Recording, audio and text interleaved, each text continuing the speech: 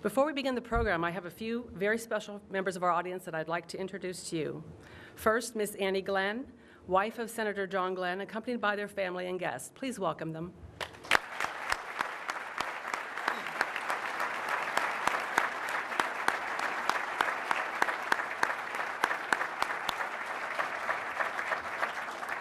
We also are blessed to have Miss Patricia Carpenter, wife of Mr. Scott Carpenter, and accompanied by their family and friends.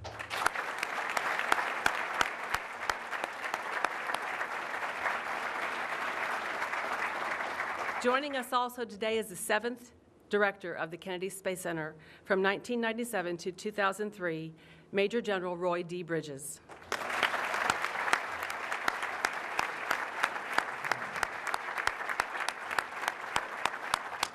We also want to acknowledge we have 11 spaceflight awareness honorees who have made many accomplishments towards the success of human spaceflight program. Please welcome our honorees.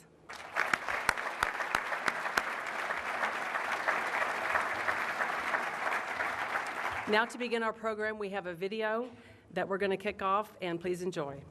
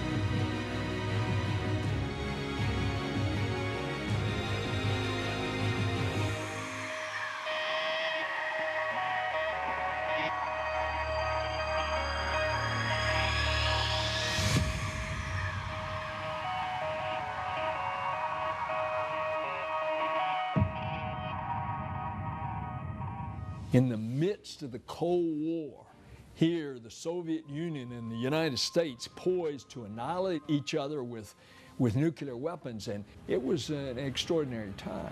Of course, we were all given orders, which were supposed to be secret, to come to Washington and to not discuss the reason for those orders with anyone, even our wives.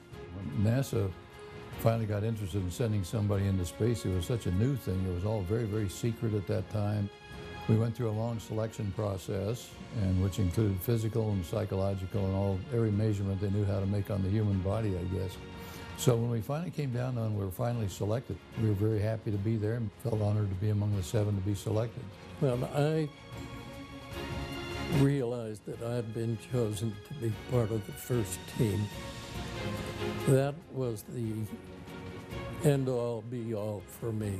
The original 7 were, of course, figures that were revered, the engineers who were doing the designs, the launch crews who were doing the day in and day out work, and then the crew shimmying into those little tin cans called capsules that were taking us into the heavens.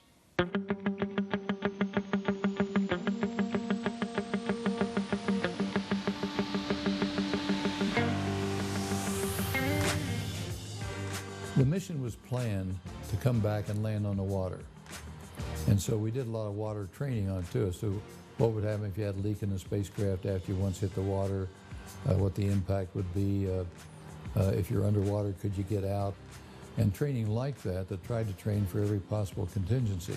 When I got to fly the shuttle, I knew what to expect. I think when John flew his first flight, he didn't know what to expect. And that's a huge difference.